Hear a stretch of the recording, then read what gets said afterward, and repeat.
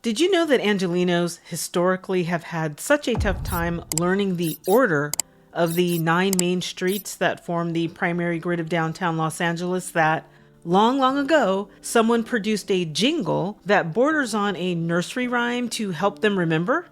It's true. Now, no one knows for sure who wrote the jingle, but it's been around for decades. And to be clear, it's not simply a jingle that includes the names of the streets. The jingle tells you the geographical order of the streets because that's the actual challenge. Figuring out, when you're standing over here, what that street is over there. Don't believe me? They wrote a jingle. Other cities don't need a jingle to help people figure out where they are. I think there's my receipt, if you will, that the struggle here is very real. Okay, what's the big mystery, you might ask? Why don't people know how to find their way around downtown Los Angeles? Well, these are the 9 streets. Seems pretty simple. 9 blocks in a row on a grid. But it's not an exaggeration to say that a person walking along one of these streets may think they're on another one of these streets. If you're on Hill Street and ask someone where Broadway is, they may just shrug and point the wrong way. There will for sure be a pause, even when they get it right. Oh yeah, it's that way. Wait, Broadway? Yeah, that way.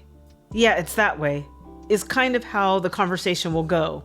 Olive and Grand have some similarities that make it hard to tell them apart depending upon where along the street you are. A lot of the streets have that same problem. These are different streets that basically look the same. You see the problem. And because Figueroa and Flower are at the end of the 9 streets, and Fig, as we locals call it, this scene from White Heat, notwithstanding, source of signal, 198th and Figueroa. 198th and Figueroa. Is more prominent as a city role player, we tend to either leave out Flower or somehow mentally bump Flower farther out. But Flower comes before Fig, which is just weird. And if you've watched my other videos, you know I love the downtown library on the corner of 5th and Flower, but when I'm there, I still might say, wait, where's Fig? Oh, that's right, it's the next block. And poor little Hope Street meanders in such a way that it's impossible to track and remember. It even disappears in places and was sacrificed for things like sudden dead ends. Hope Street actually picks up on the other side of this building, but only for a second because then some escalators interfere with it. And when you get to the top of the escalators, then you get to the rest of Hope Street. It's weird. So my theory on this mental block conundrum suffered by a whole bunch of people over multiple generations requiring a nursery rhyme is that there just aren't enough landmarks to make it clear which street you're on. That's just plain and simple. Everything looks too similar.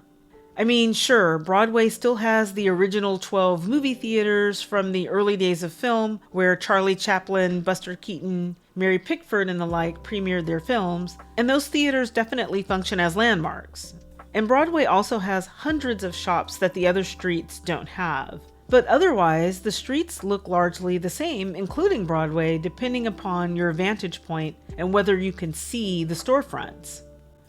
When you're walking through town on a street that runs perpendicular to the 9, and mercifully those streets are easier to keep track of because they are just 1st, 2nd, 3rd, 4th, 5th, etc., you start to forget where you are.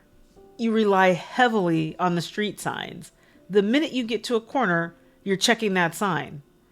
Okay, I just left Broadway. This should be Hill Street, right? Or is it Olive? This really happens to locals all the time. And if you're wondering why this matters and why I'm doing a whole video on it, well, a lot of key spots in Los Angeles that retirees or visitors may want to check out and enjoy are on one of these streets. City Hall is on Spring Street. The Music Center and all that it offers, theater, opera, the Philharmonic, the Music Center is on Upper Grand. There's a Lower Grand, but I'll leave that for now. The iconic main branch of the library that I talked about earlier stands on Flower. The iconic Biltmore rests between Olive and Grand. Grand Central Market, a huge hotspot for international travelers, lies between Broadway and Hill. You catch Angel's Flight from Hill Street. There's a huge metro station that takes up space between Broadway and Spring. You'll likely need FIG if you have tickets to anything at the Crypto.com arena or you want to hit FIG at 7th, one of LA's thriving malls. And the kicker? A lot of these streets are either one-way streets or partial one-way streets, which means halfway down you may be forced to turn as your lane disappears to avoid the one-way traffic suddenly coming right at you from the other side. So if you miss a turn, you may need to go around several one-way blocks to get back to where you need to be. This is what I'm talking about. Forgive the photo, I snapped it quickly out on a walk a few weeks back when I realized this could help me make this point.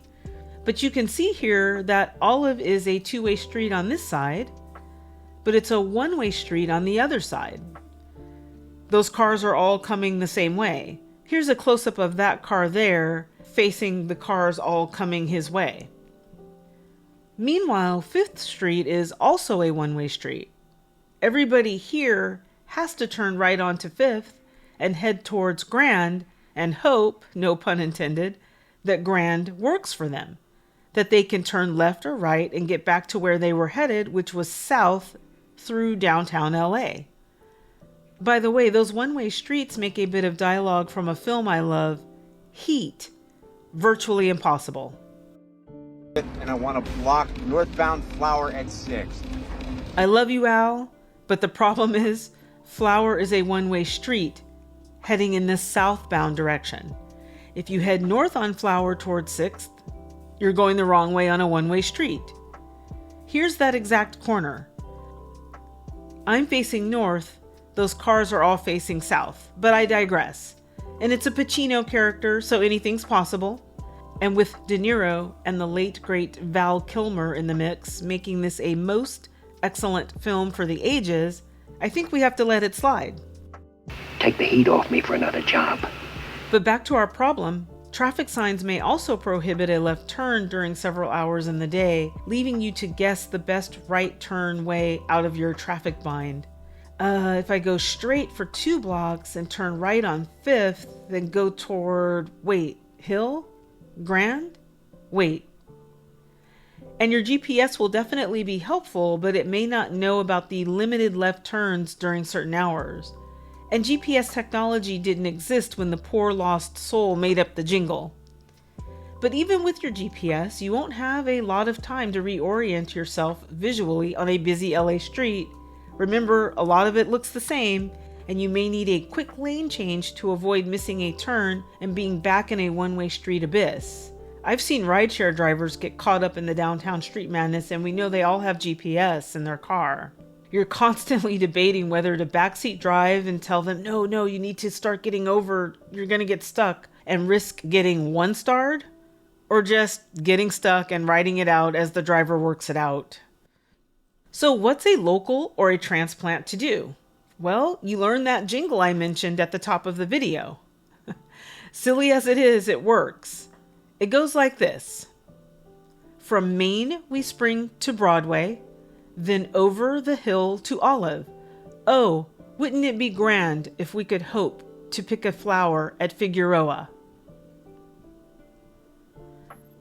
I like the last part and how it kind of acknowledges that finding a flower somewhere downtown would be a bit of a miracle. One more time, a bit faster. From Main we spring to Broadway, then over the hill to Olive. Oh, wouldn't it be grand if we could hope to pick a flower at Figueroa? If you're in downtown LA and wondering which way is which, just run this jingle through your mind and you'll be on your way.